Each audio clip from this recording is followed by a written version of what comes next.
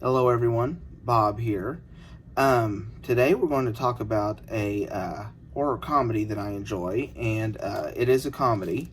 This is a childhood favorite of mine. I'm going to talk about Ernest Scared Stupid, and the version I'm going to feature here is the Laserdisc.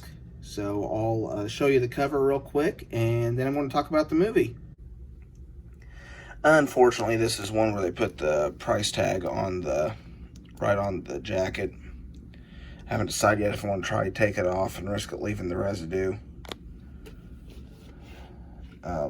Also, unfortunately, this is one of those that you come across once in a while where they've punched the hole in the jacket. But like I say, this is a childhood favorite of mine. It was worth $9.99, even though it wasn't in pristine condition. There's the front. Flip her over.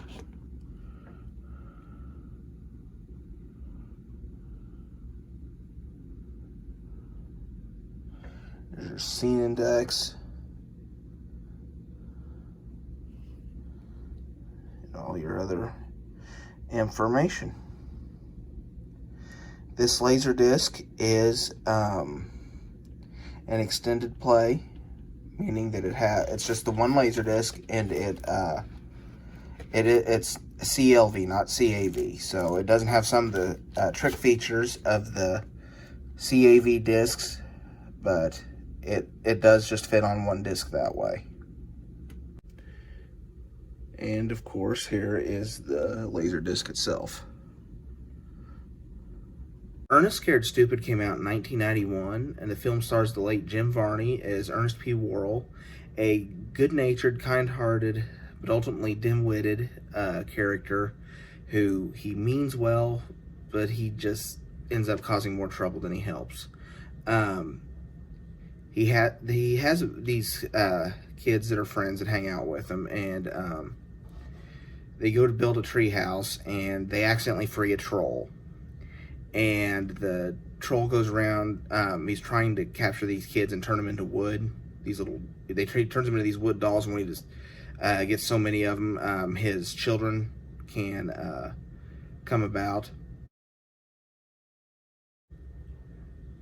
When Ernest realizes what he's done, he tries to rectify the situation, and of course these guys, Bobby and Tom Tulip, take advantage of him and try to sell him these troll traps. There are so many lines in this movie that jokes that I didn't get as a kid that watching it now I find hilarious. Just like when he's buying some of the stuff for the troll traps, he goes, the guy that's trying to sell it tosses it around. He says so many dollars a pound, and he said it's 50 pounds. And of course he's just tossing it, so you know it doesn't weigh anywhere near that. And that was all. I always thought that was funny. Another line that's in a completely different part, Ernest says, "In order to find your way north, remember that bark always grows on the outside of a tree."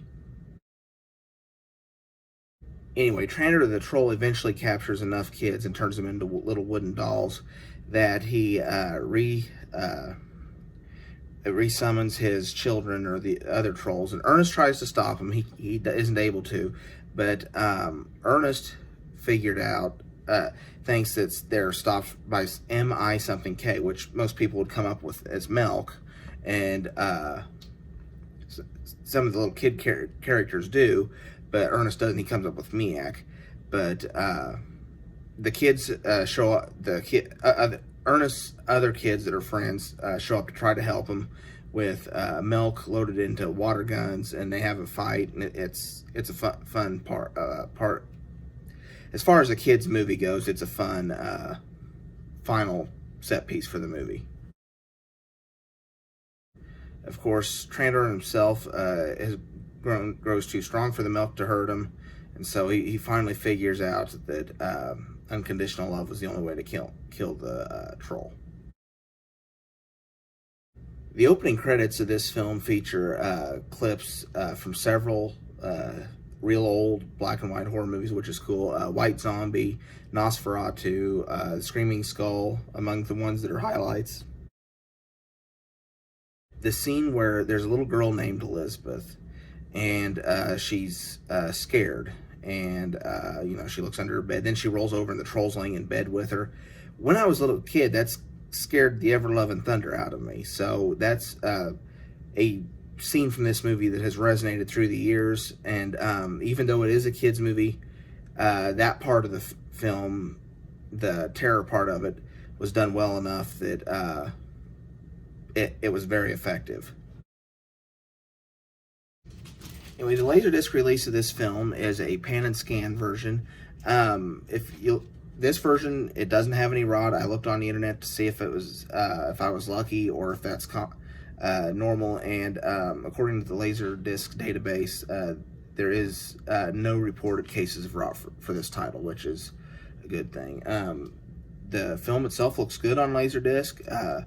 This is one of those, I have said in some of my other videos that one of the reasons I like watching full-screen Laserdiscs is because it, while I know it isn't the original theatrical ratio and director's vision and all that, it's a nostalgia thing, because that's how I watched it on VHS and Laserdisc growing up. I saw it on the standard 1:33:1 aspect ratio, and seeing, especially when I plug a Laserdisc player into a CRTV, it it just brings back all the childhood memories. And it's one of the things that makes it fun to watch this, is it makes me think about watching this as a kid, 5 years old, kindergarten, first, second grade.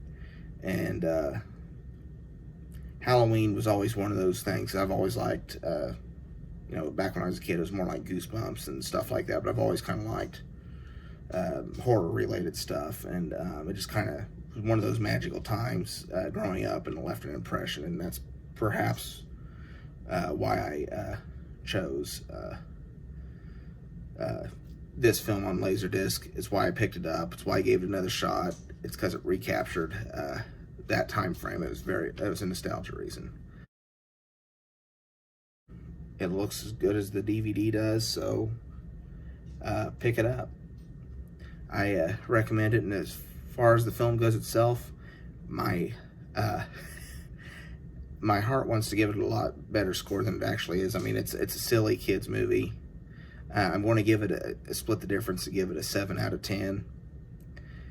My heart wants to give it a 9 out of 10 because I loved it so much growing up, but it does have its problems. But 7 out of 10 is a solid enough score for it. That's all I've got for this video. Thank you so much for watching. If you enjoyed this video, please give me a like. Please consider subscribing to this channel and hit the bell notification so that you know when the next video is uploaded.